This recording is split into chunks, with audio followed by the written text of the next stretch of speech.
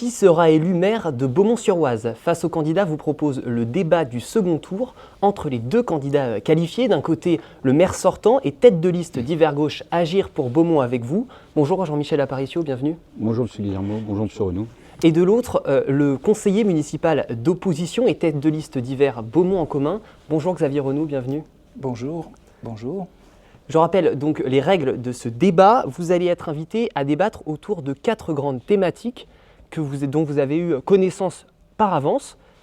Et les temps de discussion vont être pris en compte, ils vont être calculés pendant ce débat et nous ferons des ajustements si nécessaire à la fin de ce débat pour que le temps de parole soit respecté. Mais avant de commencer sur ces 4 thématiques, j'aimerais vous faire réagir aux résultats de ce premier tour. Jean-Michel Aparicio, vous êtes arrivé en tête avec 49,90% des suffrages.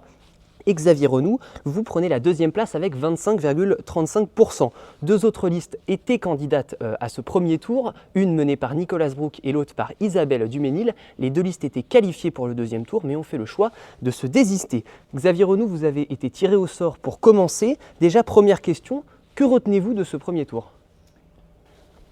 Je retiens plusieurs enseignements. D'abord, le fait que... Bien évidemment, notre score n'est pas le reflet strict des oppositions à la politique actuelle menée par Monsieur le maire, puisqu'il y avait une dispersion des voix. Nous étions 3 listes engagées dans une certaine réclamation, exigence par rapport à un autre Beaumont possible, et face à un maire qui défendait son bilan. Je retiens aussi un deuxième enseignement qui est que une bonne partie de l'électorat n'a pas voulu se déplacer.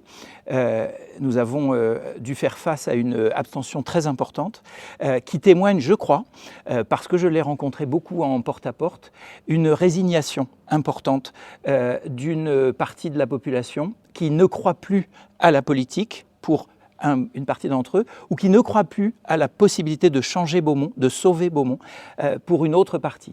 D'ailleurs, beaucoup de gens nous ont signifié aussi leur volonté de quitter la ville. Ils n'y croient plus.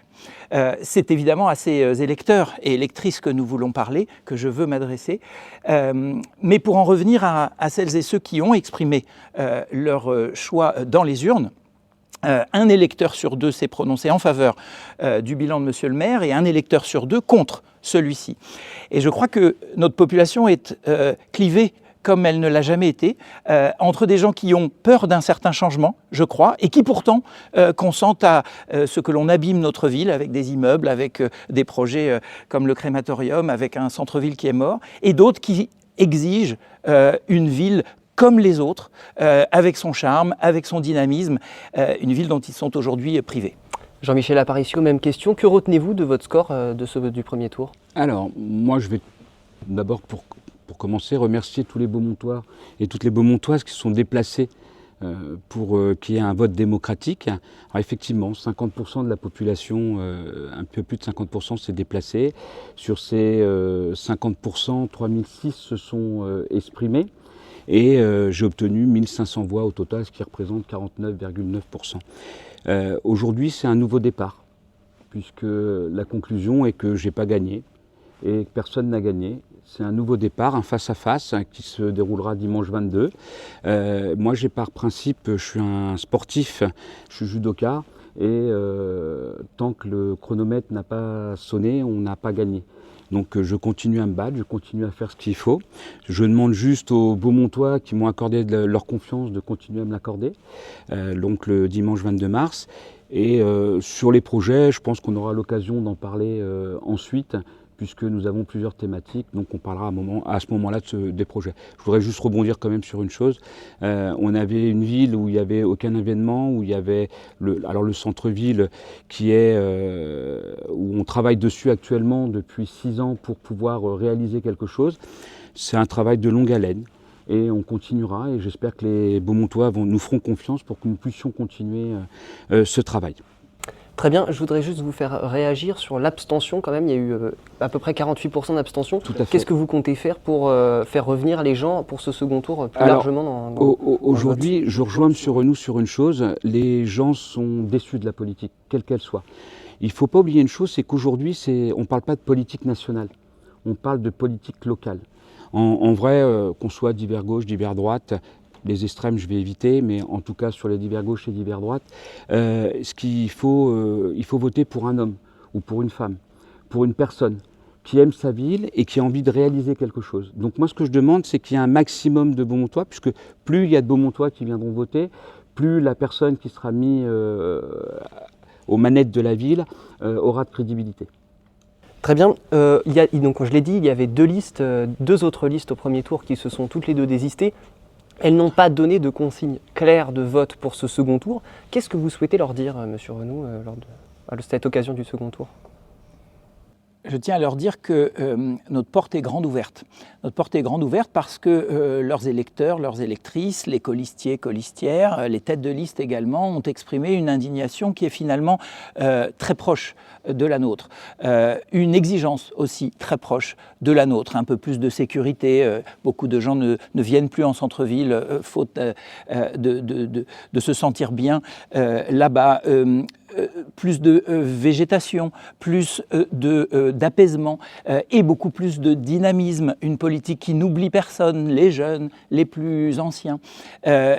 Nos préoccupations, comme les mesures qui étaient proposées par mesdames Hasbrouck et Duménil, sont très proches. Donc, logiquement, nous promettons d'intégrer les préoccupations de ces citoyens, d'autant plus facilement qu'elles sont les nôtres. Monsieur Aparicio, même question. Qu'est-ce que vous souhaitez dire à ces électrices et ces électeurs qui ont voté pour Madame Hasbrouck ou Madame Duménil lors de ce premier tour ? J'espère qu'ils seront là dimanche, qu'ils feront le bon choix, le leur, bien sûr, parce que c'est l'avantage de la démocratie, c'est qu'on vote pour qui on veut, on est dans un isoloir, c'est plus facile. Moi aujourd'hui, je vais juste m'adresser à Madame Hasbrouck et Madame Duménil. J'ai lu leur programme et certaines choses sont intéressantes. Alors sur la sécurité, on pourra en parler pendant des heures, il y a toujours des choses à faire. Hein. Mais on va en parler d'ailleurs. Voilà, tout à fait. Mais en tout cas, j'ai bien entendu le message, puisque alors si je ne me trompe pas, c'est 320 d'un côté et 300, un petit peu moins de 300 de l'autre, qui ont voté pour Madame Hasbrouck et Madame Duménil. Ces électeurs ont envie de changement. Alors pas forcément sur ma politique, mais des changements dans la vie de tous les jours des Beaumontois. Très bien, merci. On va pouvoir rentrer un peu plus dans le contenu de vos programmes avec une première thématique, l'attractivité, les commerces et le cadre de vie. Jean-Michel Aparicio, c'est donc à vous de répondre. Le premier, comment imaginez-vous le centre-ville dans 6 ans, plus dense, plus vert, plus commerçant ? Alors, le centre-ville de demain, on ne l'imagine pas, on l'a déjà. On l'a déjà, pas comme il est aujourd'hui, puisque ça serait catastrophique. Je dirais avec ce qui est réalisé avec l'EPFIF. Alors l'EPFIF, c'est l'établissement public foncier d'Île-de-France. Il faut savoir que quand on veut réaliser un projet d'une grosse envergure comme celui que nous voulons réaliser sur le centre-ville, on parle quand même d'un petit peu plus de 15 millions d'euros au total, hein, on ne peut pas y arriver seul. On y arrive avec les institutions, les partenaires. Et c'est ce qu'on a mis en place depuis 6 ans. On a racheté, alors pour certains connaissent déjà l'îlot Gabriel-Péri, donc on a acheté la totalité de l'îlot Gabriel-Péri. Nous avons acheté aussi une partie de l'îlot de la pharmacie, et de la pharmacie, de la bibliothèque, et une partie de l'îlot qui se trouve en face de la bibliothèque justement. Donc le but est de rénover tous ces bâtiments ou pour certains, je dirais même les démolir et reconstruire quelque chose de bien avec des commerces et des appartements dignes. Puisque la première chose que nous avons fait en arrivant sur Beaumont, aux manettes, c'est de mettre en place ou d'améliorer, puisqu'il était déjà mis en place, il a été mis en 2019, d'améliorer le permis de louer. C'était un point important puisqu'on a énormément de marchands de sommeil sur la commune et le but était de réussir à endiguer ce problème et nous avons réussi puisque on a eu déjà plusieurs verbalisations de 1 500 € au total par logement et je peux vous dire que les travaux ont été faits rapidement ou sinon les locataires ont pu partir et être relogés. Même question, Xavier Renou. Comment imaginez-vous le centre-ville de Beaumont-sur-Oise dans 6 ans, plus vert, plus dense, plus commerçant ? Alors ça dépend évidemment de ce qui va se décider ce dimanche. il y a vraiment deux visions de ce que doit être un centre-ville et de comment y parvenir. Je crois que Monsieur le maire est sur un modèle de développement à l'ancienne. À l'ancienne, c'est-à-dire que l'on essaye de faire venir un maximum de nouvelles populations, de nouveaux habitants, par la construction d'immeubles, éventuellement sociaux, quand la ville, faute d'attractivité, n'a pas le choix pour attirer de nouveaux habitants que de leur offrir cette opportunité d'un logement social. Ils ne décident pas du lieu, ils disent simplement oui à une attente qui est très légitime. Sauf que ce développement, il est éminemment problématique. Il est problématique parce qu'il déséquilibre évidemment à court terme les finances de la ville.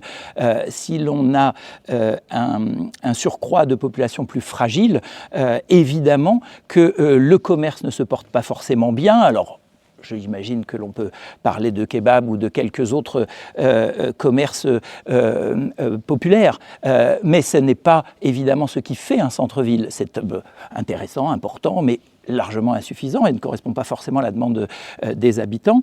Et au contraire, on assiste au départ d'une autre partie de la population qui est ô combien indispensable pour l'équilibre budgétaire. Monsieur Aparicio s'est vanté à juste titre de n'avoir pas augmenté les impôts et évidemment nous avons pris le même engagement. Il n'est pas question d'augmenter les impôts. Nous, on cherche plutôt à ce que l'on en ait pour notre argent. Or, ce déséquilibre-là d'une population fragile qui aura extrêmement besoin de services publics, c'est un vrai problème puisque M. Aparicio n'a prévu aucune nouvelle place en crèche, aucune nouvelle place en classe, aucune nouvelle place de stationnement. Et ces centres-villes très denses avec des immeubles que tout le monde connaît dans la petite couronne autour de Paris, eh bien, ce sont précisément ceux que nous avons fui. Une partie des Beaumontois, celles et ceux qui ne sont pas nés dans cette ville, sont venus du 93 ou d'autres villes autour de Paris, à la recherche d'une petite commune entre histoire et nature, en bord de l'Oise, en bord de forêt. Et c'est ce qu'on est en train d'abîmer profondément avec cette politique de construction. J'ajoute que le centre-ville étant friable, étant poreux, cela paraît, tant qu'on n'a pas trouvé des solutions, et elles seront très longues et très coûteuses, tant qu'on n'a pas consolidé, construire plutôt que dédensifier ou alléger, c'est mettre en péril le centre-ville lui-même. Très bien, Monsieur Aparicio, donc, Xavier Renaud émet certaines critiques sur votre stratégie concernant le centre-ville et l'urbanisme. Qu'est-ce que vous avez à répondre? On a chacun sa stratégie. Moi, je pense qu'aujourd'hui, il faut pouvoir loger tout le monde, que ce soit les plus démunis ou les moins démunis, que ce soit dans des logements sociaux, dans des logements où vous êtes propriétaire. Il faut savoir qu'à chaque fois qu'on a fait un immeuble, en général, on a fait un tiers, un tiers, un tiers. Donc, je dirais même moins, puisque c'est 20% pour ce qu'on appelle le premier quartile au niveau du logement, donc le plus bas. Et ensuite, c'est du LLI pour la plupart, et quelques-uns en propriétaire. Il faut savoir que sur une ville comme la nôtre, la seule taxe qui est prélevée et qui rentre dans les caisses de la commune, c'est la taxe foncière, c'est-à-dire que ce sont que des propriétaires. Donc c'est-à-dire que demain, avec des projets quels qu'ils soient et qui sont coûteux pour la ville, la seule solution c'est d'augmenter cette taxe foncière. Ce qu'on n'a pas fait pendant 6 ans et qu'on espère ne pas avoir besoin de faire selon ce que va faire l'État aussi, puisque c'est pas juste le problème de la ville, c'est aussi le problème de l'État. S'il nous baisse nos subventions, il faudra qu'on trouve des solutions. Alors j'ai trouvé les solutions pendant un moment, c'est-à-dire d'aller chercher un maximum de subventions, puisqu'on est à plus de 7 millions de subventions récupérées sur 6 ans, donc ce qui est énorme, parce que si on prend les 10 dernières années avant que j'arrive, on était à peine à 3. Donc on a fait un très bon travail là-dessus, je remercie mes équipes au passage. Mais aujourd'hui, il faut être réaliste. On a besoin de 3 millions de logements en France. Alors, je sais que certains disent que sur Beaumont, il y a 430 logements libres. Les 430 logements libres, effectivement, il y en a, ce sont des marchands de sommeil, donc des non déclarés. Ils ne sont pas vides, ils sont juste insalubres. Voilà. Donc, juste pour finir, moi, j'ai une réalité de la ville et du centre-ville, et pas un rêve fou, mais qui est pourtant très intéressant. Justement, vous parlez de rêve fou, vous avez fait un tract que les gens ont reçu dans leur boîte aux lettres où vous critiquez le projet de M. Renaud d'installer des espaces verts à la place de l'îlot Gabriel-Péri en disant que c'était infaisable en raison, je crois, des caves. Alors pas que des caves. Qu'est-ce que vous avez à répondre sur la crédibilité de votre projet sur cet îlot Gabriel-Péri? Alors, je tenais déjà à présenter cette alternative par rapport au centre-ville, puisque vous nous demandiez dans 6 ans comment on le voit. Si les urnes nous étaient favorables ce dimanche, il s'agit en effet, effectivement, de dédensifier le centre-ville, donc de raser, comme M. Aparicio a entrepris de le faire, les immeubles qui ne sont pas réhabilitables, mais en revanche, de ne pas reconstruire par-dessus de nouveaux logements avec leur parking, toujours plus de circulation, etc. Par ces temps de réchauffement climatique, ce serait absurde. On a dit aussi, pour le vivre ensemble, les dégâts de tels projets, mais aussi pour le poids que cela fait peser sur un sous-sol fragile. Pour nous, un centre-ville digne de ce nom, c'est un centre-ville qui respire, qui fait envie, qui fait revenir, parce qu'il y a un côté place de village, un lieu où les gens peuvent se parler, et ce ne sont certainement pas des blocs d'immeubles dans lesquels l'anonymat est entretenu malheureusement par la configuration architecturale des lieux, où se concentrent des populations fragiles pour lesquelles il est difficile de vivre dans les conditions qui leur sont faites. On sait que les bailleurs sociaux, l'EPFIF, c'est principalement un promoteur pour les bailleurs sociaux, ne travaillent pas toujours très bien dans les constructions. J'ai défendu les gens du parc social sur Beaumont. Et du coup, ce centre-ville à l'ancienne que nous promet M. Aparicio, c'est celui que regrettent aujourd'hui les villes de la Petite Couronne, et elles essaient de rétro-pédaler. Et j'ai peur que l'on fasse les mêmes erreurs que d'autres villes, alors que les gens, encore une fois, qui sont venus à Beaumont ne sont pas venus pour ça. Vous souhaitez un centre-ville à l'ancienne, monsieur Aparicio ? Ah non, pas du tout, puisque sur le projet que nous avons mis en place, puisqu'il y a déjà une partie du projet qui est sortie, donc c'est la démolition effectivement de l'îlot Gabriel Péri. Donc là-dessus, on n'a pas de difficulté. Et c'est des ouvertures, puisque nous avons prévu des îlots de fraîcheur en plein milieu des bâtiments, avec des lieux de vie convivial pour tout le monde, avec un réaménagement du marché qui aujourd'hui malheureusement est très difficile à gérer de la façon dont il est. Donc voilà, c'est plutôt essayer de redonner une nouvelle vie à Beaumont, et différemment. Voilà. Juste sur un point, oui, très rapidement, juste sur un point, si demain nous démolissons et ne reconstruisons pas, ça coûte 15 millions d'euros à la ville. La ville ne peut pas assumer 15 millions d'euros. Voilà, je le dis tranquillement. Donc là, nous, on a déjà fait le calcul, c'est une augmentation des impôts de 150% pour pouvoir mettre les choses en place.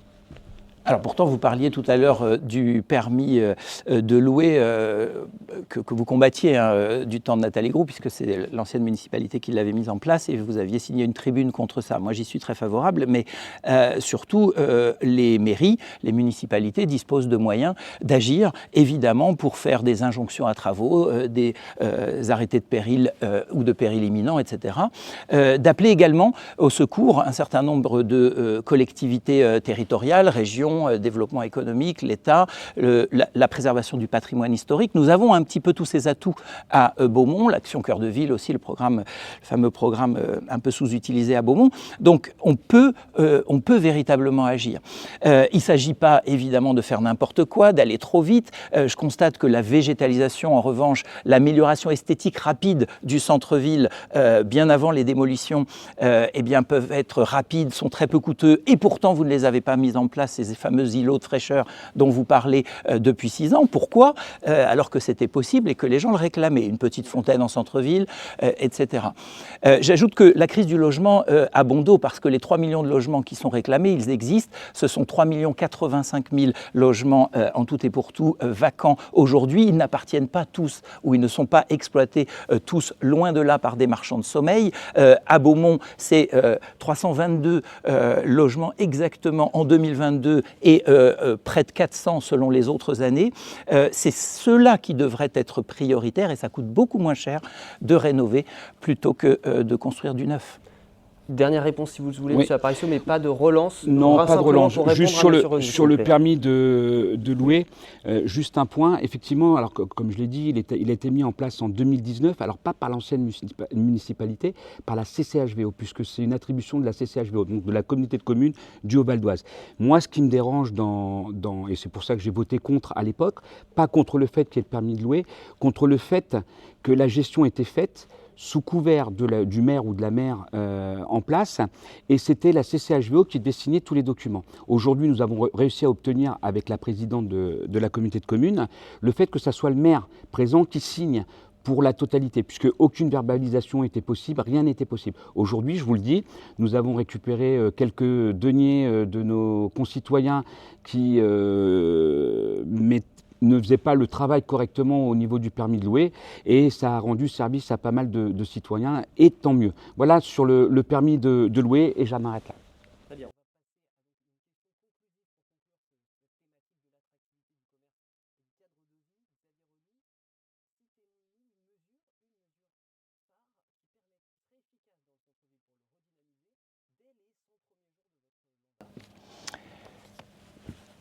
C'est très difficile de répondre à cette question. Ce serait promettre la lune que de dire qu'en 100 jours, en 3 mois, arrivant aux commandes d'une municipalité nouvelle pour laquelle, sur laquelle la transparence n'était pas forcément le point fort, il nous faudra nous plonger concrètement dans les chiffres, dans les comptes, auditer les budgets plus précisément.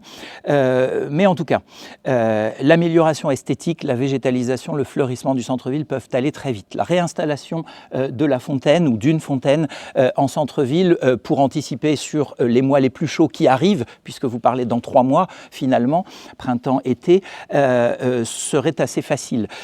L'ouverture du tiers-lieu est possible, pas en 3 mois, 6, 8, 9 mois, si l'on reprend l'école Pauline Kergomar vidée de sa fonction par monsieur le maire.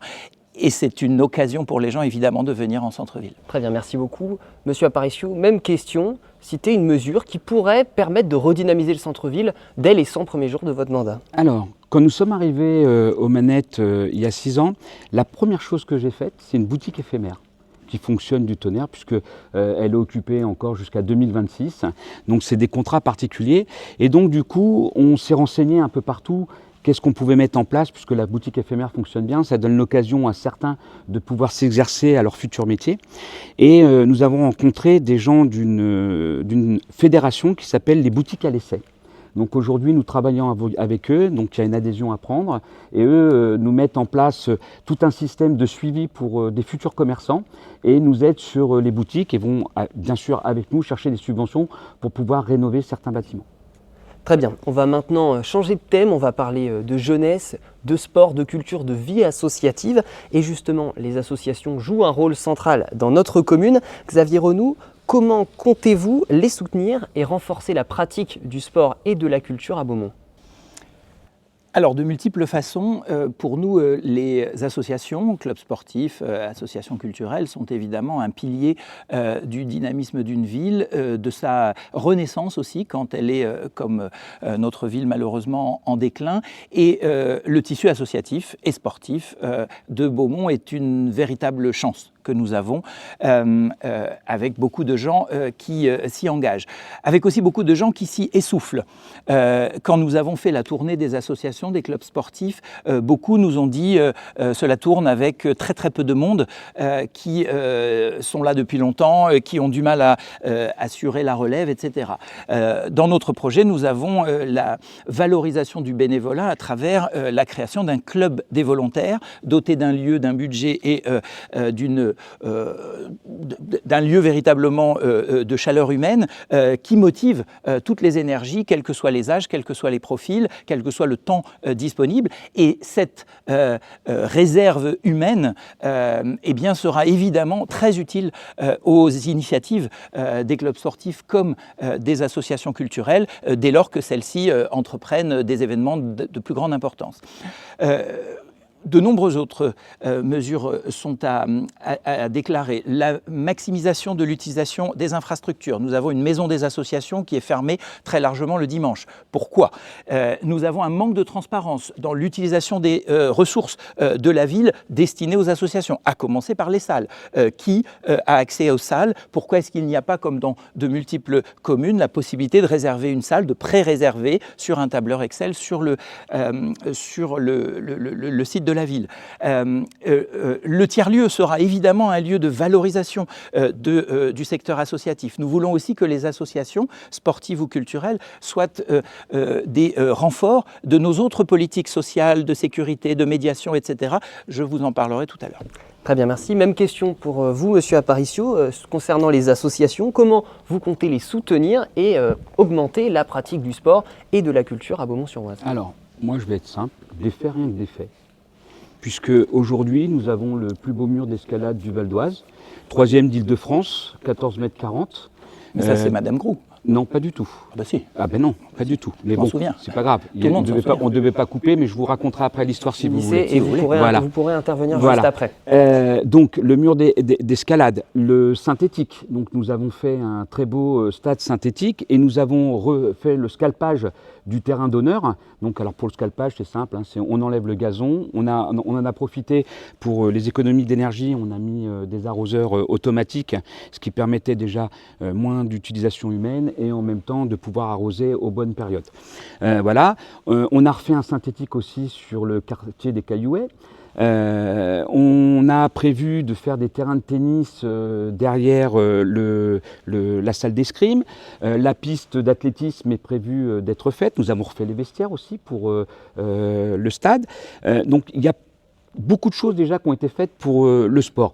Et puisque la question c'est sur le sport et la culture et la jeunesse, sur la culture, pareil, nous avons aujourd'hui mis en place plusieurs choses comme Ematsuri, la fête médiévale, le cinéma Le Palace qui est utilisé régulièrement, pas que pour du cinéma, mais aussi pour du théâtre. Donc une saison culturelle qui est digne des villes de plus de 20 000 habitants. Pour une ville de 10 000, je pense que c'est pas mal. Alors, on peut critiquer, on peut toujours trouver à critiquer, puisque c'est comme ça que ça fonctionne. Mais en tout cas, moi je suis sûr d'une chose, c'est qu'aujourd'hui, la plupart des Beaumontois et les gens de l'extérieur viennent aux spectacles que nous organisons et aux choses qui sont faites sur la ville. Je vais revenir au club de sport, sauf erreur de ma part, bien sûr. Le club de foot, 350 personnes, aujourd'hui plus de 600 licenciés. Le club d'escrime, à peu près 90 personnes, plus de 130 licenciés aujourd'hui. Le judo est un peu en baisse. L'athlétisme est en augmentation. L'escalade a doublé. Donc voilà, et je pourrais vous en dire plein d'autres comme ça, puisque par exemple pour le tennis de table, aujourd'hui nous louons des locaux à Jeanne d'Arc pour que le tennis de table puisse être pratiqué correctement. Et du coup, ils ont doublé également leurs licenciés. Alors oui, peut-être que on ne peut pas satisfaire à toutes les demandes, mais en tout cas, aujourd'hui, je sais que la plupart des clubs sont très contents de ce qui se passe à Beaumont au niveau du sport. Et un chiffre, 184 000 € de subventions données au club de sport de Beaumont. Très bien. Il me semble que vous vouliez réagir à ce qu'a dit M. Aparicio. Oui, parce que les terrains de tennis à côté de l'escrime, vous les aviez déjà promis il y a 6 ans. Et effectivement, on pourrait souligner aussi le fait qu'un certain nombre de clubs sportifs sont, eux, négligés. Le tennis, la pétanque, et en termes de culture, le théâtre, l'aviron aussi pour le sport encore, tai chi, les échecs nous ont quittés, etc. Alors oui, vous avez eu raison de faire un terrain synthétique, je l'ai voté d'ailleurs, et c'était important, je l'avais mis également à mon programme, donc je vous en sais gré, et les gens ont raison de vous être reconnaissants ou de nous être reconnaissants de l'avoir voté ensemble. En revanche, il y a des problèmes aussi au niveau du basket, de l'escalade justement, et de ces petits clubs ignorés. Et puis le versant culture n'est forcément pas à la hauteur de l'investissement sportif. Le sport est très important. On pourrait se poser la question aussi des objectifs, la faible valorisation des sportifs et notamment des champions, y compris aussi dans l'aspect culturel, l'oubli aussi de la danse, des pratiques qui sont un petit peu à la croisée de la culture et du sport, et puis sur le plan de l'accessibilité de toutes et tous à la culture ou aux pratiques sportives, eh bien, quid des familles populaires avec plusieurs enfants qui ne peuvent pas faire face aux cotisations des associations. Peut-être aussi, vous avez parlé des fêtes populaires, nous voulons les renforcer, beaucoup de gens sont nostalgiques. Les médiévales, par exemple, qu'on ne revoit pas si souvent, vous aviez promis d'associer les associations et finalement, une association a été associée et pas les 60 qui s'étaient présentées à votre appel. Je crois qu'on peut faire beaucoup plus et beaucoup mieux avec les associations et pour les associations sportives ou culturelles. Et vous mettez en avant plusieurs critiques, mais notamment il y a l'idée un peu d'un certain favoritisme dans les associations et d'un manque de transparence, notamment dans l'attribution, je crois, des salles pour les associations. Qu'est-ce que vous avez à répondre à ça? Alors, sur les salles, nous avons une gestion qui est mise en place par les services de l'administration et qui fonctionne très très bien, puisque vous faites votre demande et nous accordons une salle sans problème, donc on vous en trouve une, puisque ça fonctionne comme ça. Les clubs de sport ont obligatoirement une salle attribuée pour la pratique, alors une salle ou un site pour la pratique de leur sport. Ça a toujours fonctionné comme ça et ça fonctionnera toujours comme ça, puisqu'on ne peut pas faire autrement. Je ne vais pas par exemple mettre le basket à la salle de Lagrange, donc il est très bien là où il est, donc au gymnase, que nous comptons ragrandir, puisqu'on est en train de travailler sur un projet de ragrandissement du gymnase Henri Michel sur le côté. Donc voilà, on a pas mal de choses. Les salles, les locations de salles fonctionnent avec un système qui s'appelle 3D West. Voilà, c'est un système où on met plusieurs choses en place et ce qui permet au club de nous dire, par exemple, je vais prendre ici, il y a la danse, qui nous dit, bah voilà, moi j'ai besoin de la salle tous les mercredis de telle heure à telle heure. Le seul problème, c'est qu'on a plus de 100 associations à Beaumont et il faut essayer de satisfaire tout le monde. Donc il faut trouver des créneaux horaires pour tout le monde. Alors puisqu'on parle de danse, la danse aujourd'hui, il y a 8 clubs de danse, pas 1, 8. Donc voilà, donc il faut absolument pouvoir satisfaire tout le monde. Et encore, on a de la chance, les claquettes ont suspendu pour des raisons personnelles. Donc on peut utiliser la salle des claquettes pour des groupes de danse. Mais aujourd'hui, malheureusement ou heureusement, on a un gros tissu d'associations et malheureusement, on ne peut pas tous les satisfaire au niveau des salles. Donc on donne des créneaux à tout le monde pour que tout le monde puisse en bénéficier. Je voudrais revenir juste sur un point. Rapidement, le mur d'escalade. Au départ, le mur d'escalade qui était prévu par Madame Groux, alors vous avez raison sur un point, c'est bien Madame Groux qui avait demandé de rénover, je dis bien de rénover le mur d'escalade. Nous ne l'avons pas rénové, nous avons refait un mur d'escalade qui peut accueillir des compétitions nationales et pour certains endroits, voire internationales. Voilà. Au lieu d'avoir un mur d'escalade départemental, aujourd'hui nous avons un mur d'escalade qui peut accueillir des compétitions nationales. Voilà. Est-ce que vous avez quelque chose à répondre sur cette partie-là, mais simplement répondre, pas de relance, s'il vous plaît? Oui, alors la décision de cette montée en gamme des équipements précède l'élection de M. Aparicio, mais passons. Pour ce qui est de la transparence, il n'y en a aucune.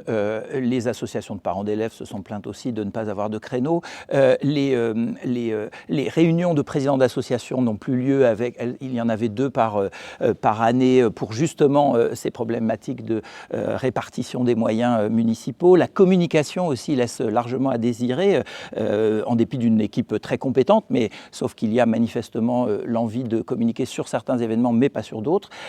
Donc on ne se sent pas forcément systématiquement accompagné. J'ajoute que nous aimerions ouvrir les écoles qui sont municipales, primaires et maternelles, publiques bien sûr, aux associations le week-end pour accueillir les familles et offrir le maximum de possibilités d'émancipation et de faire ensemble aux familles beaumontoises. Est-ce que vous avez quelque chose à rajouter sur la partie? Je vais juste rajouter quelque chose pour les enseignants. Je pense que, après je me trompe peut-être, mais les enseignants verraient ça d'un mauvais œil que leur classe soit utilisée le week-end. Donc, par principe, j'ai été 25 ans délégué de parents d'élèves et président d'une association.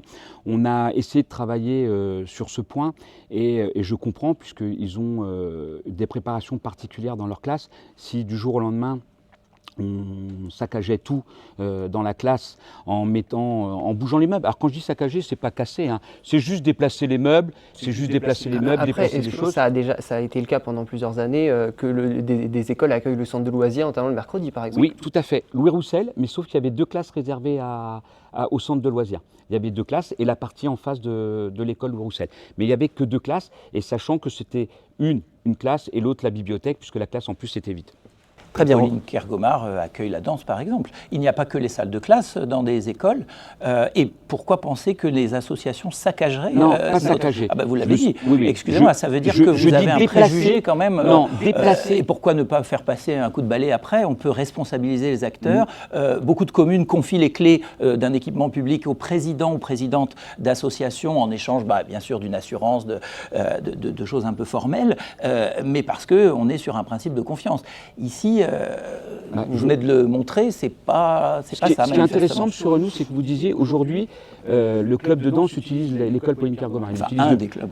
Un des clubs de danse, il l'utilise depuis plus de 2 ans. Voilà. C'est moi qui l'ai autorisé. Bien sûr. Donc j'ai pas de problème là-dessus. Donc c'est faisable. Oui, non. Mais on peut le Ils faire sont pas dans les classes, ils sont dans la salle de motricité. C'est totalement différent. On va devoir passer, on va passer à la suite, si vous le voulez bien, avec une question pour conclure cette partie. Quelles sont vos solutions pour attirer davantage les jeunes dans la vie associative, mais aussi dans la vie citoyenne? Xavier Renou, c'est à vous de répondre en premier. Alors c'est vrai que je suis enseignant moi-même au lycée de Beaumont et mes filles sont évidemment scolarisées à Beaumont dans une école primaire pour l'une, au collège pour la seconde et malheureusement je vois une partie de mes élèves, ma fille aussi collégienne puisqu'elle a la permission évidemment d'une certaine autonomie, errer dans la ville à la recherche d'autres camarades. Évidemment les ados ou les pré-ados ont envie de se retrouver, c'est bien normal, sauf qu'il manque absolument un lieu où se retrouver. Bien sûr que celles et ceux de nos enfants qui ont la chance d'avoir les moyens, d'avoir les parents, etc., peuvent aller dans les associations, mais on ne va pas faire des activités tous les soirs, ce qui épuiserait plutôt qu'autre chose. En revanche, pour la simple sociabilité, il n'y a rien. Nous voulons un tiers-lieu avec un espace dédié qui pourrait être l'école Pauline Kergomar, encore une fois, si l'on veut aller vite, avec des salles de classe, des ex-salles de classe, qui pourraient accueillir nos jeunes pour qu'ils soient en sécurité, en confort, à l'abri, à ne pas faire des bêtises et se voir proposer des activités, des ateliers avec le CAJ, le Centre d'action jeunesse et les associations, bien sûr. Très bien. Merci. Même question pour vous, Monsieur Aparicio. Quelles sont vos solutions pour attirer à nouveau les jeunes encore plus amplement vers la vie associative et la vie citoyenne? Alors, la première chose, quand nous sommes arrivés, il y a 2 choses que nous avons redynamisées et une autre chose que nous avons mis en place. La première chose que nous avons mis en place, c'est le passeport.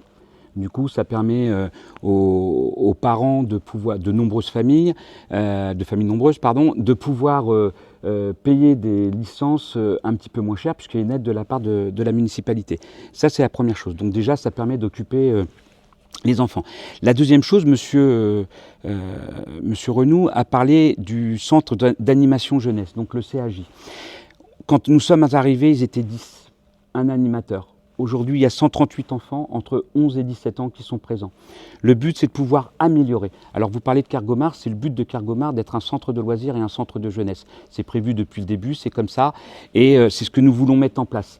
Donc, le CAJ va se retrouver dans des locaux plus grands, parce qu'aujourd'hui, malheureusement, on a un manque de place grâce au bon travail effectué par les animateurs.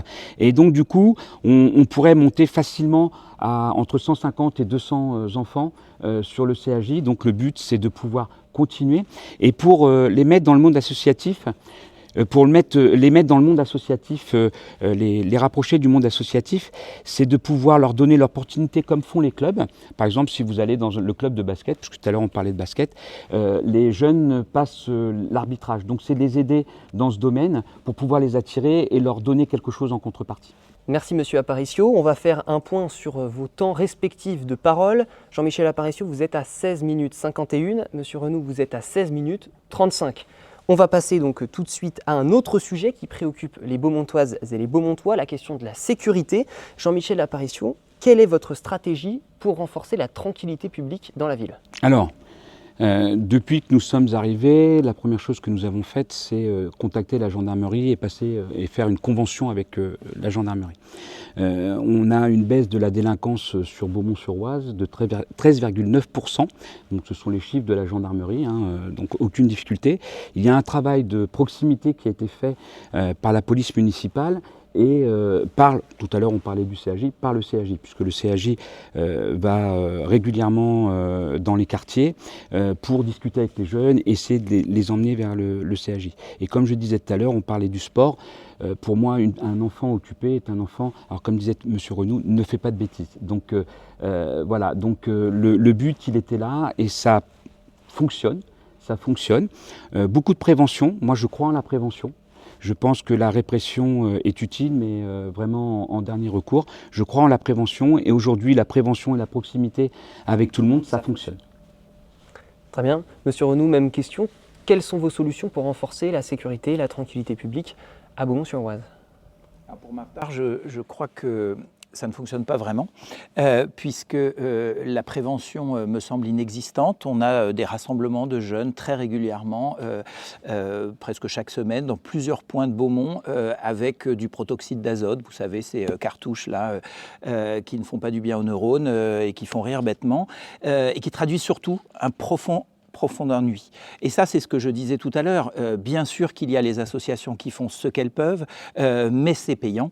Et puis, ça ne peut pas être tous les jours. On ne peut pas forcément faire la même activité ou une activité encadrée d'1 heure, parfois de 2 heures, tous les soirs. Les jeunes ont besoin de se retrouver, sauf qu'il n'y a pas de lieu pour eux. Il n'y a pas de politique de la jeunesse à Beaumont. Il y a effectivement une politique de la vie associative, heureusement, avec ses défauts que j'ai soulignés tout à l'heure, mais qui existe. Simplement, c'est largement insuffisant, tant du point de vue de la prévention on pourrait parler des incivilités, de la conduite des trottinettes à l'envers, etc., des pratiques d'ados, mais d'ados qu'on laisse livrer à eux-mêmes, qui s'ennuient, dont les parents sont absents parce qu'ils ont des horaires décalés, des longues journées, etc.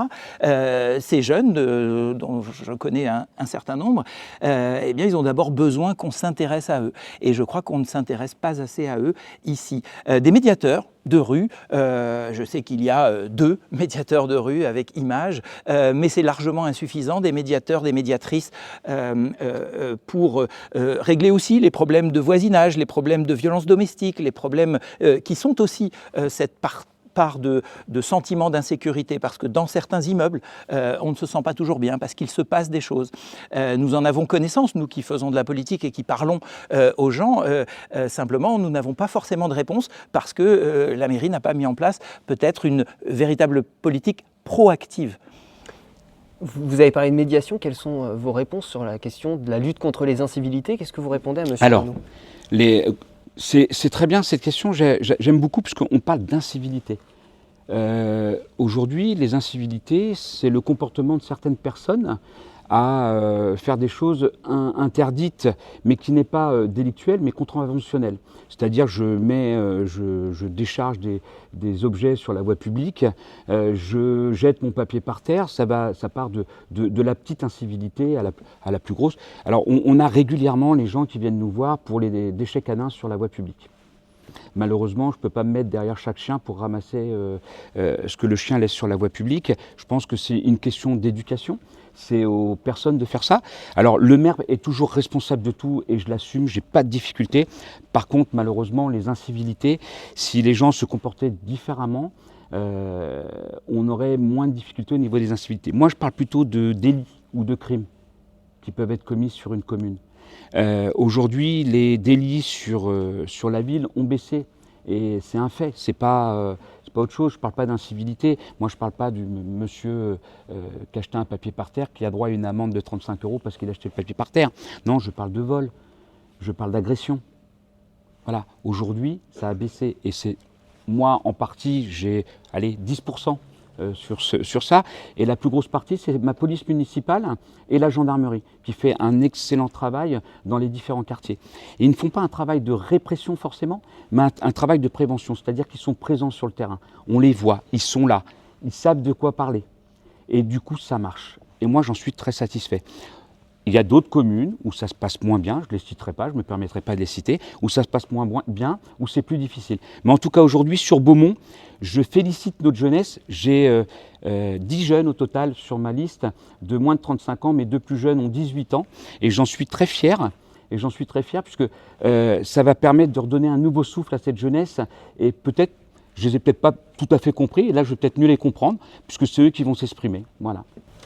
Monsieur Renaud, vous souhaitez répondre quelque chose sur cette question? Oui, alors je voudrais dire que quand Monsieur le maire parle d'une police municipale visible, les effectifs extrêmement réduits de la police ne permettent pas du tout cette visibilité, et les témoignages sont tellement nombreux au porte-à-porte de l'absence de visibilité justement de cette police à qui on demande beaucoup plus qu'elle ne peut fournir, faute d'effectifs suffisants. Je dois dire que la baisse de la délinquance et des cambriolages est généralisée dans le Val d'Oise. Effectivement, il y a un travail remarquable des gendarmes qui, eux aussi, sont en sous-effectif. Pourtant, si l'on parle de la brigade de Persan, d'où la nécessité pour notre part de travailler aussi cet aspect-là, de renforcer la police municipale. Mais pas seulement. Il faut une approche globale de la délinquance en général. Les incivilités sont parfois la première étape vers la délinquance. Il y a des cambriolages, une partie d'entre eux sont le fait, et des agressions encore sur Beaumont, une partie de ces faits-là sont perpétrés par des habitants de Beaumont, parfois des jeunes habitants de Beaumont. Nous en avons de multiples témoignages. Il est difficile d'être efficace avec une police aussi faible, avec une police qui ne peut pas faire de la proximité, et c'est ça effectivement l'approche policière la plus efficace. Nous avons besoin de ces médiateurs également pour renforcer cette police, et puis d'une approche globale, encore une fois, améliorer, parce qu'il y a l'insécurité et le sentiment d'insécurité, améliorer l'esthétique générale du centre-ville. Les femmes n'osent plus, ou de nombreuses femmes n'osent plus se rendre au centre-ville, il est glauque. Les incivilités, vous en parliez, à la limite de la délinquance. L'alcoolisme sur la voie publique, que je sache, relève plus en tout cas n'est pas évidemment acceptable. Pourtant, il y a un certain nombre d'individus qui s'y livrent. Peut-être que certains sont sans domicile fixe, que fait-on pour eux? Peut-être que d'autres ont un travail et une addiction, que fait-on pour eux? Peut-être que d'autres sont des simples contrevenants qui s'en fichent, et alors il faut être sévère. Les dépôts sauvages, n'en parlons pas, il y en a partout. Là aussi, on n'ouvre pas les sacs, on n'enquête pas, on ne fait pas le minimum de travail autour du voisinage pour réprimer véritablement, et on ne propose pas d'alternative. Vous parliez du caca des chiens. Plus vous allez minéraliser la ville, c'est-à-dire la bétonner, enlever les espaces verts, plus vous aurez des traces de caca, parce que même si j'avais un chien et que je ramassais son caca, il resterait une trace. Je ne vais pas non plus passer l'aspirateur dans la rue. Vous avez parlé de la police municipale et de ses effectifs. Oui. Je voudrais vous poser à chacun une question assez rapide. Est-ce que vous comptez augmenter les effectifs de la police municipale? De combien d'agents? Et est-ce que vous avez budgétisé ce que ça coûterait d'augmenter les effectifs de la police? Alors, il y a deux besoins. Il y a un besoin de présence un peu plus importante de jour, et il y a besoin de présence tout court de nuit. La nuit, ça coûte cher. Il ne faut pas forcément, nous ne sommes pas non plus dans le Far West, une brigade intercommunale que j'avais déjà proposée il y a 6 ans et que malheureusement, j'ai appris que monsieur le maire le proposait désormais, donc c'est bien de se rallier à cette idée. L'idée, évidemment, est de mutualiser le coût d'une telle brigade.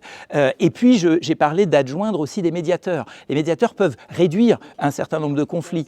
Le garde champêtre à l'ancienne, c'est quelqu'un qui peut parfois sortir le carnet de contravention, mais qui connaît tout le monde, qui connaît les jeunes et leurs parents, qui peut avoir, c'est la police de proximité, celle que M. Sarkozy malheureusement avait attaquée, et je crois que c'est ça dont nous avons besoin aujourd'hui. Très bien. Monsieur Aparicio, même question, les effectifs de la police municipale, est-ce que vous comptez les augmenter dans les 6 ans à venir? Oui, non, et de combien d'agents? Alors moi j'ai juste un souci. Vous avez posé une question, moi je n'ai pas de souci, je vais répondre à votre question. Par contre, on a demandé un chiffrage. Je n'ai pas de chiffrage. Moi je vais vous le donner, le chiffrage. Aujourd'hui nous avons 5 policiers, alors 3 ASVP, 2 policiers municipaux. Ça coûte à la commune 350 000 €. Pour bien faire, il faudrait multiplier par 2. D'accord? Donc 6 ASVP, 4 policiers municipaux. C'est-à-dire qu'on est à peu près sur 700 000 € sur le budget de fonctionnement.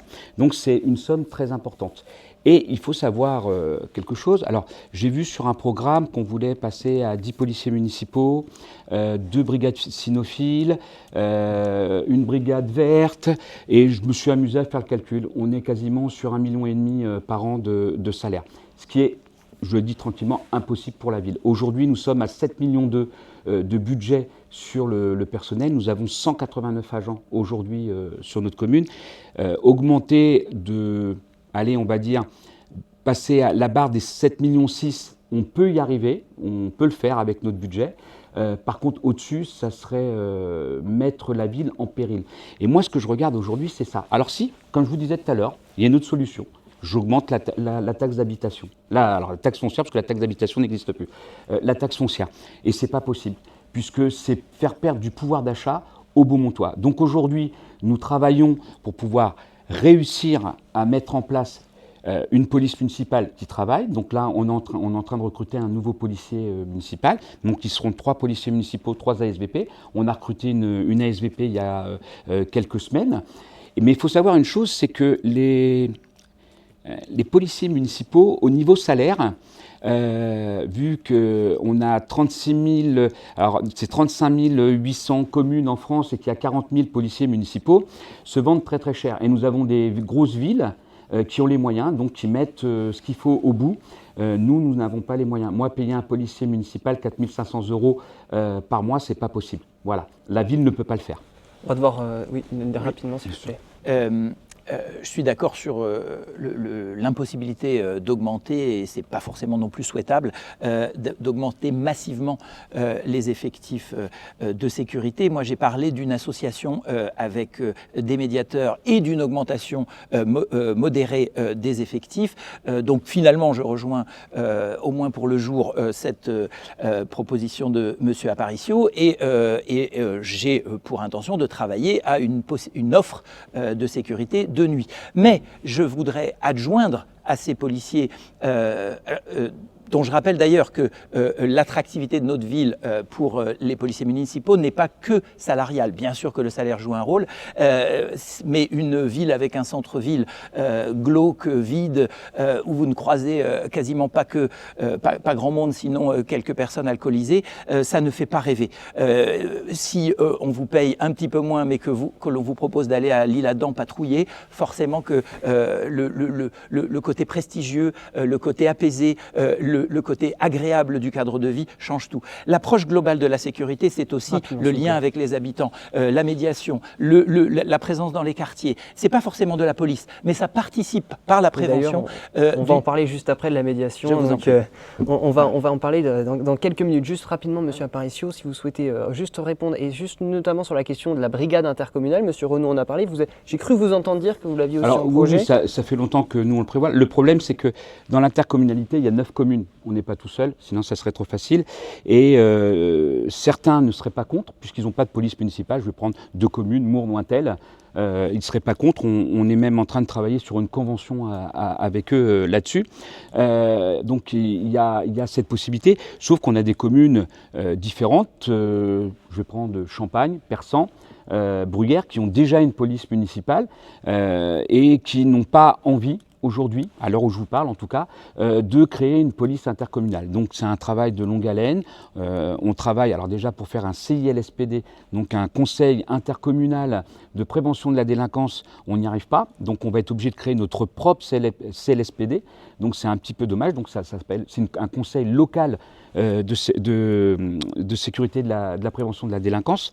On va être obligé de le faire en interne. Je trouve ça dommage, puisque quand on prend la plupart des faits qui ont eu lieu, tout à l'heure, vous parliez des faits de violence. Je vais prendre ceux du lycée. Ils concernent toute la communauté de communes et pas simplement Beaumont. Alors oui, ça se passe au lycée de Beaumont, mais avec des gens de Persan, de Bruyères, de Berne et de Beaumont. Donc la police intercommunale serait très intéressante, mais la première chose qu'il faut mettre en place, c'est un conseil intercommunal de prévention de la délinquance pour qu'on puisse travailler tous ensemble. Très bien. Moi, très rapidement. Je constate qu'on a eu quelques difficultés depuis que M. Aparicio est devenu maire dans nos relations avec nos voisines ou nos voisins. Par exemple, la fin du feu d'artifice mutualisé avec Persan, etc. Moi, j'ai eu un certain nombre d'engagements, de signaux très positifs pour une future collaboration, si toutefois les urnes nous étaient favorables. Donc, je veux croire que nous pourrons trouver un consensus, un chemin. Et si ce n'est pas toute la communauté d'agglomération, ça peut être un commencement par une mutualisation d'effectifs, une coopération plus étroite, ou quelques communes de la communauté de l'intercommunalité qui mettraient des moyens en commun. Je crois qu'il y a un chemin. Très bien, vous souhaitez rajouter quelque chose? 10 secondes, Mais pas 10 secondes. de relance après. s'il vous plaît, on Donc va comme devoir je conclure. disais juste avant, on est déjà en train de faire une convention avec Nointel et Mours parce qu'ils n'ont pas de police municipale. Donc il y a déjà un travail qui est fait sur ce point-là.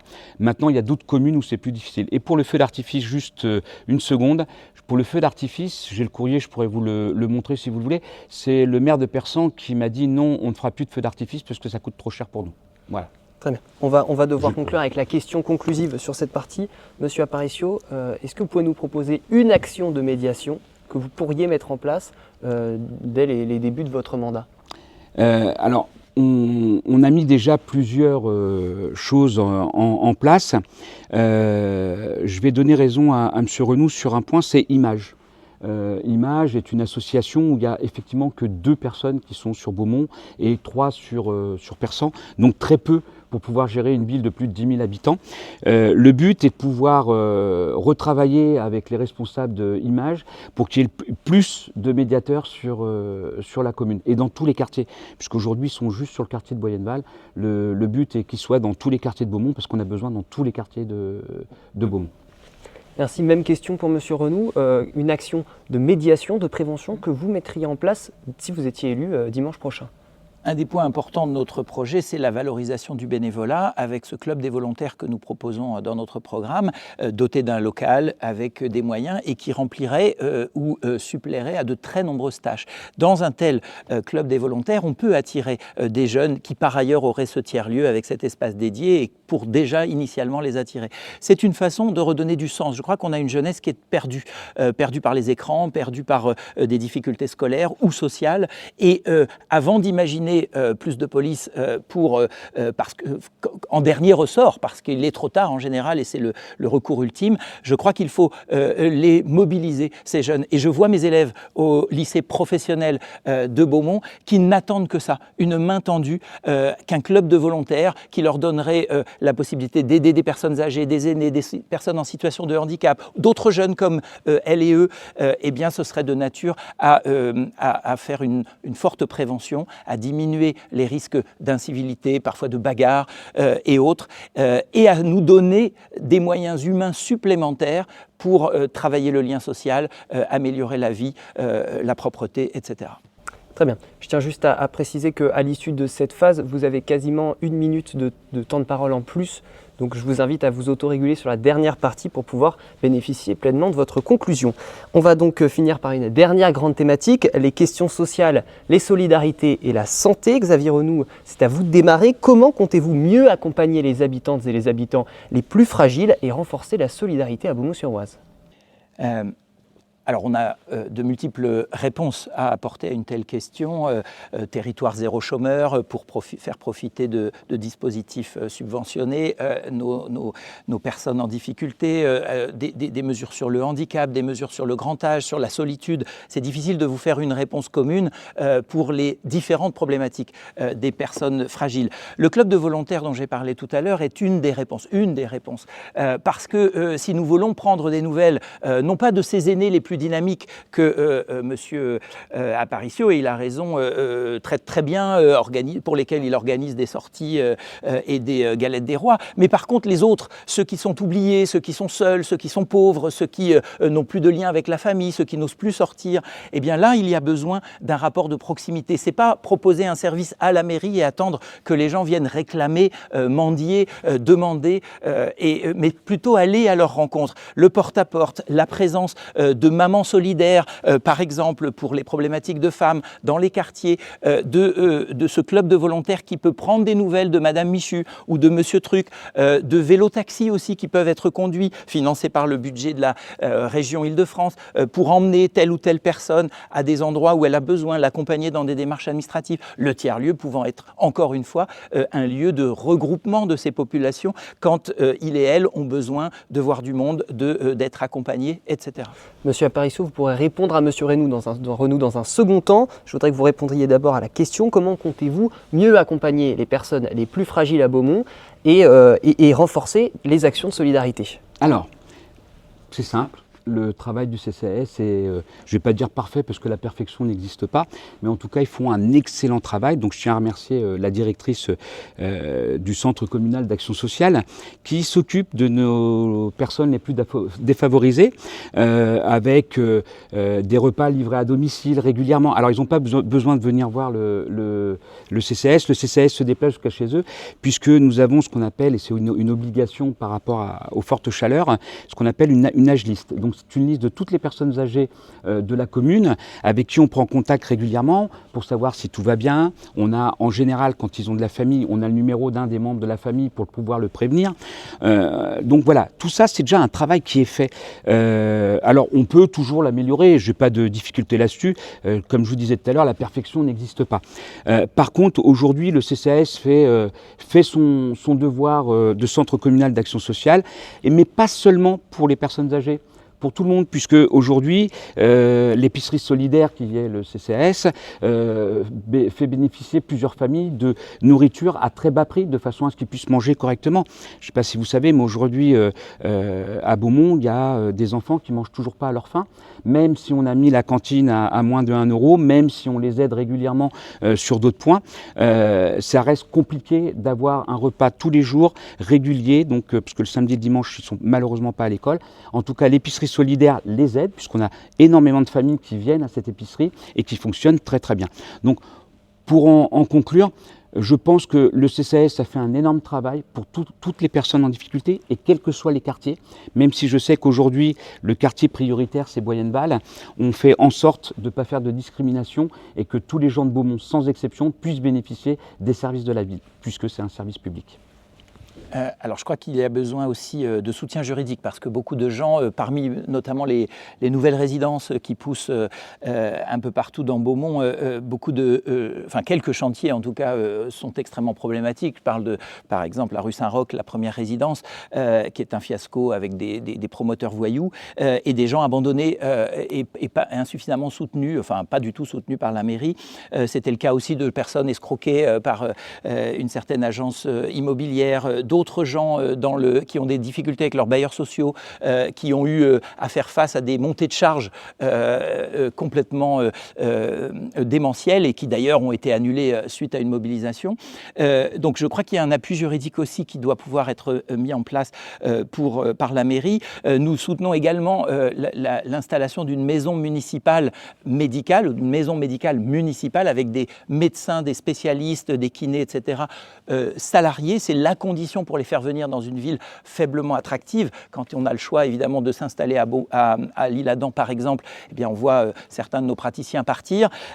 Quand par exception nous avons un praticien qui vient s'installer, bizarrement on ne lui déroule pas le tapis rouge, eh bien nous voulons une véritable maison médicale et c'était aussi une façon d'aider les populations les plus fragiles. Le CCAS n'est pas assez dans le proactif non plus. Beaucoup de personnes passent entre les mailles parce que justement on ne va pas véritablement les chercher. Bien sûr, on les nourrit, ça c'est la loi, et c'est la même chose aussi pour le 1 euro à la cantine. Et tout ce qui est fait de bien, nous voulons évidemment le maintenir, voire l'amplifier. Mais il faut aller bien plus loin, être plus exigeant, avoir se donner une obligation de résultat, pas seulement de moyens. Qu'est-ce que vous avez à répondre ? Il y a notamment une critique sur vous n'auriez pas suffisamment aider les personnes, notamment face aux bailleurs sociaux et aux problèmes dans leur logement. On va parler d'un point. Alors moi j'aime bien appeler un chat un chat, je ne vais pas passer par 4 chemins. On parle du quartier de Boyenval où des charges d'eau énormes ont été comptabilisées aux habitants. Tout de suite, j'ai prévenu la directrice de CDC Val d'Oise Habitat, je l'ai prévenue et immédiatement en disant que ce n'était pas possible. Donc il y a eu plusieurs recours de fait auprès de Val d'Oise Habitat, de CDC Habitat, autant pour moi, qui a réduit la facture, les charges, puisque aujourd'hui il existe un fonds de solidarité obligatoire chez les bailleurs quand il y a des factures comme celle-ci. Donc la plupart des factures ont été baissées de moitié. Un échéancier a été mis en place par le bailleur. J'étais présent sur place quand madame, alors je ne vais pas citer son nom, mais la responsable, la directrice départementale, a fait venir 3 personnes d'Aubonne pour pouvoir aider ces personnes juridiquement et leur expliquer comment faire. Voilà. Moi, j'ai fait le nécessaire, puisqu'il ne faut pas oublier une chose, nous sommes les propriétaires de l'eau. À Beaumont, on est, alors c'est pas communal, c'est une DSP, ce qu'on appelle une DSP, et donc aujourd'hui c'est géré par Suez, mais sous la houlette du SIEG. Et ce qui se passe, c'est que moi je leur ai demandé comment pouvons-on faire. Et si, du moment qu'on pouvait prouver la fuite, Suez réduisait la facture. Et c'est ce qui s'est passé. Aujourd'hui, les personnes qui avaient, parce qu'il y a des personnes qui sont montées jusqu'à 3 000 € de facture, ont payé 500 € de facture. Et ce n'est pas grâce au syndic, puisque le syndic n'existe plus et a été fermé, puisqu'on leur demandait de faire des choses qui étaient illégales. Je trouve ça un petit peu dommage, puisque des gens qui sont déjà dans la difficulté, on ne les met pas plus dans la difficulté. Ça, c'est mon point de vue et ça reste le mien. En tout cas, nous, on les a aidés au maximum. On a fait le nécessaire. J'étais sur place régulièrement pour pouvoir les aider. Si moi, je ne pouvais pas y aller, il y avait soit mon service social, soit un élu de la mairie qui s'y rendait, de façon à faire le nécessaire. Et je voudrais revenir sur un point, c'est sur le promoteur. Que vous parliez tout à l'heure, puisque l'autre affaire ne nous regarde pas, la justice a pris sa décision. Moi, malheureusement, en tant que maire, j'y suis pour rien. Et ce monsieur, je le connais même très bien, puisque c'était mon voisin, mais ce qu'il fait, lui, ça ne me regarde pas. Et tous les délinquants que je connais, ça devait être ma faute, je dormirais plus la nuit. Mais je vais revenir sur le promoteur rue Saint-Roch. Il y a des propriétaires qui ont acheté un bien. Voilà, ils ont acheté un bien et il y a énormément de malfaçons. Bon, on a été saisi par ces personnes, on leur a expliqué la démarche qui est simple. On a un juriste aujourd'hui à Persan qui existe depuis des années. C'est pas moi qui l'ai mis en place, c'est M. Bazin qui l'a mis en place, qui est ancien maire de Persan et sénateur aujourd'hui. Et on a dirigé donc toutes ces personnes vers la maison de la justice, puisque ça s'appelle comme ça. On les a dirigés vers la maison de la justice et le nécessaire est en train de se faire. C'est entre les mains de la justice et j'espère que ça va se régler. Et pour les autres bâtiments, puisqu'il reste 40 logements là-haut qui ne sont toujours pas loués puisqu'ils appartiennent à I3F et I3F ne veut pas les louer dans ces conditions-là. Voilà. Vous avez... Oui, alors sur l'affaire des charges de Boyenval, l'histoire est un petit peu différente puisque la mairie n'est intervenue dans l'histoire qu'au bout de 6 mois, après des pétitions qui d'abord ont gelé ces fameuses charges qui n'avaient aucun sens, qui n'étaient pas basées sur des faits objectifs, et à tel point qu'elles ont d'abord été annulées. Et puis 3 mois plus tard, elles sont revenues différemment. Je me suis tourné vers vous en conseil municipal pour vous interpeller, pour vous appeler à l'aide, et vous avez conseillé aux gens de payer. Une partie des gens ont payé, effectivement. Quelques-uns, depuis, se battent pour être remboursés, alors même que CDC Habitat a reconnu ses torts, n'a jamais donné l'explication que vous donnez là et dont nous n'avons jamais entendu parler. Il a été absolument impossible d'avoir le moindre interlocuteur, ni pour les simples résidents, ni pour ma petite personne, avec le syndicat des locataires que nous avons lancé, et ni à la suite des pétitions qui étaient lancées par tel ou tel dans la résidence. Et quelques personnes ont eu leurs charges siphonnées parce qu'elles étaient en prélèvement automatique juste avant leur départ en vacances, dans des moments très difficiles. Donc ça a été très difficile pour pas mal de gens. Et heureusement, nous avons réussi à annuler complètement la plupart de ces charges. Et quelques-unes restent problématiques et nous continuons à nous battre. Est-ce que vous souhaitez rapidement réagir ? Non, puisque ça ne sert à rien de débattre sur un point qui n'existe pas, puisque le problème a été réglé. Je suis en contact avec la responsable du syndicat qui veut aujourd'hui créer une association. On est en train de l'aider pour monter l'association, puisque c'est plus facile pour le bailleur d'avoir un interlocuteur en face de lui. Donc on travaille là-dessus. Moi, comme je dis, ne demandez aux gens de ne pas payer les loyers et les charges. Il y a des règles à respecter. Alors moi, j'ai pas de souci. Oui, c'est ce que nous avons fait justement. J'ai pas de souci, ils peuvent le faire. Aucune difficulté. Par contre, il faut déposer l'argent à la caisse des dépôts et de consignation. Absolument. C'est toute une procédure. Sauf que la consigne qui leur était donnée, c'était de ne pas payer et de ne pas respecter la procédure. Donc à partir de là, ils se retrouvaient dans une problématique qui était différente. C'était une possibilité d'expulsion au bout de 3 mois.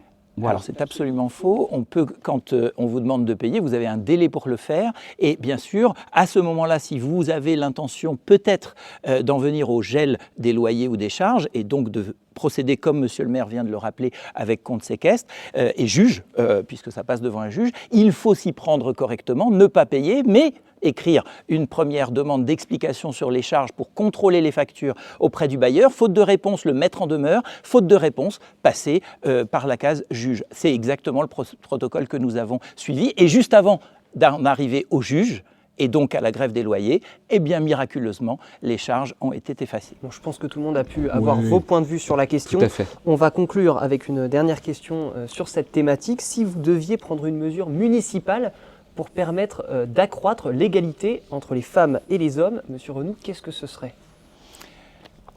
Alors d'abord, il faut... là encore, c'est toujours très difficile. Les femmes, ce ne sont pas juste les femmes. Ce sont des femmes parfois seules, des femmes parfois âgées, des femmes parfois pauvres.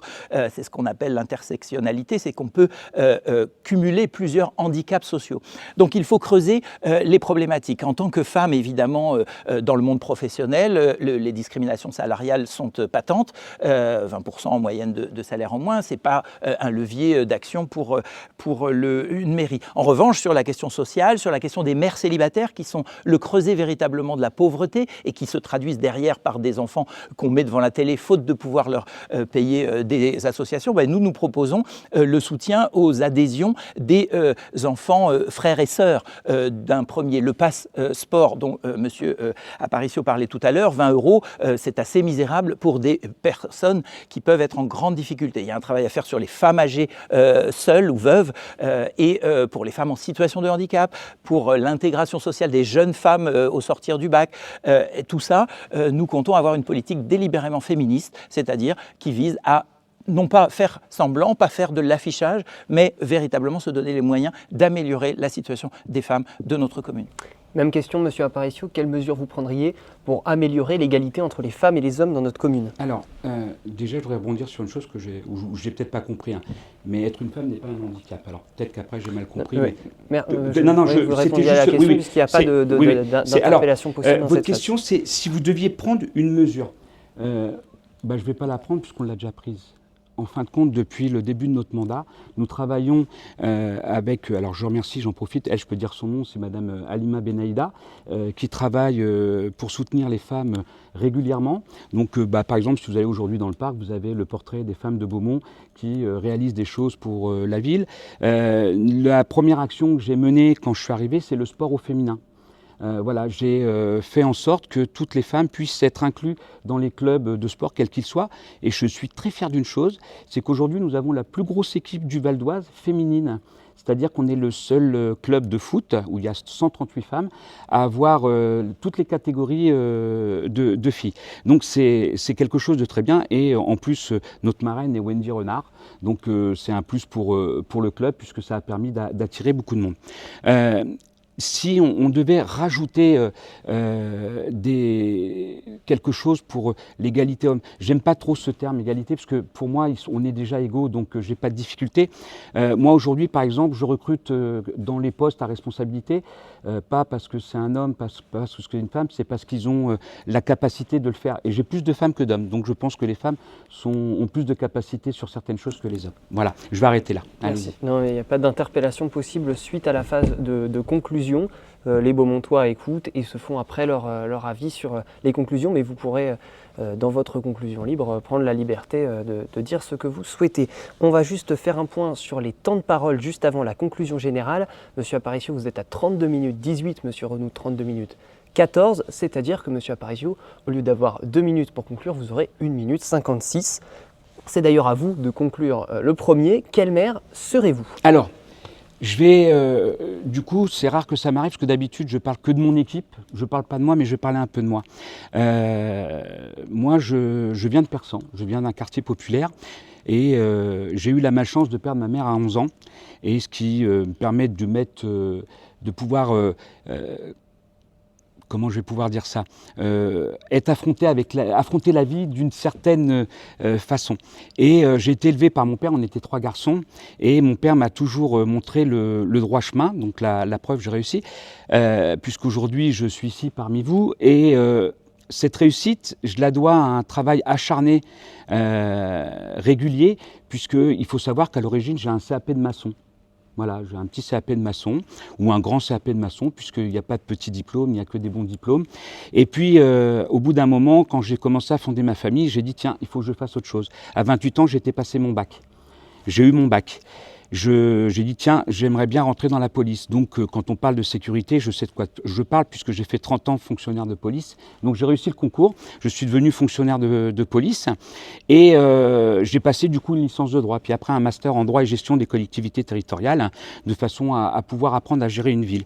Ce qui veut dire que quand on arrive de choses comme ça, et tout ce que m'a donné la France, donc je tiens à la remercier. Et il y a un monsieur qui s'appelle Albert Einstein qui disait l'important, c'est pas ce que vous recevez, c'est ce que vous donnez. Et j'ai encore beaucoup à donner. Et je vais finir par une phrase. Mon père me disait toujours, n'oublie pas d'où tu viens si tu veux savoir où tu vas, pardon. Et c'est une belle phrase et je la suis tous les jours, puisque j'oublie pas les gens qui sont derrière moi et qui m'ont aidé à arriver jusqu'ici. Voilà. Merci Monsieur Aparicio. Monsieur Renoux, c'est à vous. Quel maire serez-vous si vous êtes élu le 22 mars prochain ? Alors, M. Aparicio a parlé de lui, je vais me permettre aussi une petite incise. Je suis également de conditions, issu de conditions modestes, d'un quartier populaire à Hérouville-Saint-Clair, en Normandie. Je suis normand, dans ces HLM et tours où les jeunes s'ennuyaient aussi et faisaient parfois des bêtises. Je suis devenu enseignant sur le tard, après d'autres expériences professionnelles en gérontologie pour les personnes âgées dépendantes en particulier. Mais plus récemment avec cette partie de la jeunesse la plus abîmée socialement ou scolairement, dont une partie de ces élèves ont pu connaître des difficultés de parcours et à qui il faut tendre la main. Mais tendre la main, ça n'est pas que compter sur les institutions, c'est aussi organiser le vivre ensemble. Aujourd'hui, on est dans une situation qui nous mène à une impasse. La disparition des acteurs économiques fait perdre aussi des ressources importantes à notre ville. Le déséquilibre entre des populations plus précaires, plus fragiles, qui n'ont pas leur vie ici, qui vont venir parce qu'un logement social est disponible, mais qui travaillent ailleurs quand elles ont la chance de travailler, risque de faire partir et font déjà partir les populations plus aisées. Et gérer une ville, ça n'est pas dire que l'on ne va pas augmenter les impôts quand on organise les conditions pour soit foncer dans le mur, soit augmenter les impôts, parce que ces populations auront besoin de services publics, et c'est bien normal, et je n'imagine pas un instant que vous ne voulez pas qu'elles soient accueillies dignement dans cette ville, sauf que vous ne l'avez pas anticipé. Il n'y a pas de place de crèche supplémentaire, pas de place d'école supplémentaire, vous avez déplacé une école, elle n'a pas une chaise supplémentaire par rapport à l'autre, elle s'arrête au CM2, elle est un ratage monumental. Bref, nous allons avoir à dépenser beaucoup, et surtout si nous continuons.